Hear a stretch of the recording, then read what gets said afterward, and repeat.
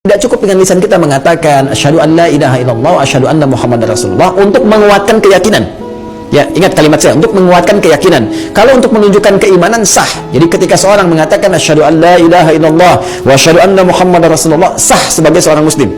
Ya, sah sebagai seorang beriman. Sah. Baik, tapi kalau dia tidak menguatkan dengan ilmu, maka kalimat ini hanya akan sampai di lisan, tidak akan terpati dalam jiwa menjadi akidah, sesuatu yang terikat dengan kuat.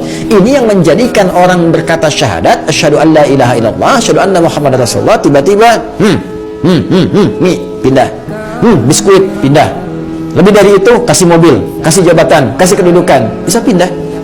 Kenapa? Karena nggak terpati dengan ilmu. Maka itu kata Allah, fa'lam, mesti punya ilmu. Bagaimana menetapkan Allah sebagai Tuhan? Di antaranya kata Allah pertama dengan sifat rububiyah, aku yang menciptakan kau.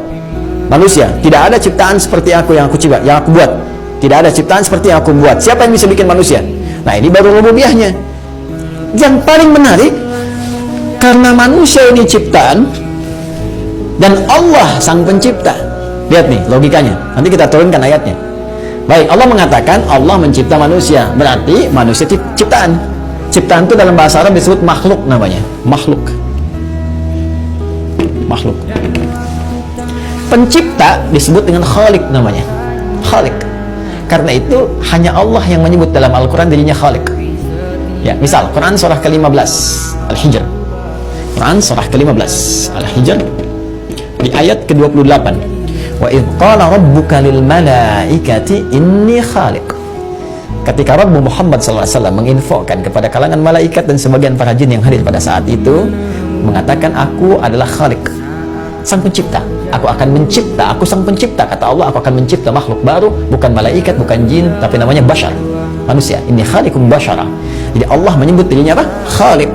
Nah, semua yang tercipta dari hasil ciptaan Allah disebut apa? Makhluk. Ya, proses penciptaannya disebut dengan khalaq. Khalaq, proses penciptaannya. Khalaq. Ya. Iqra bismi rabbikal ladzi khalaq. Rabb. Quran surah 96 ayat 1.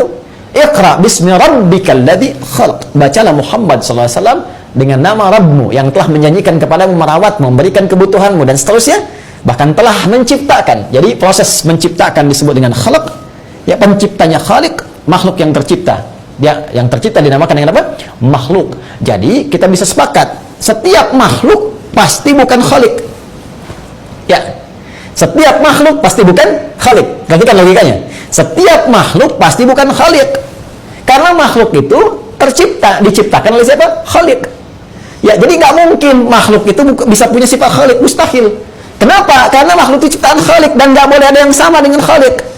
Kalau sama, berarti dia bukan khalik. Karena khalik itu pencipta, nggak boleh diciptakan. Kalau diciptakan, bukan pencipta namanya.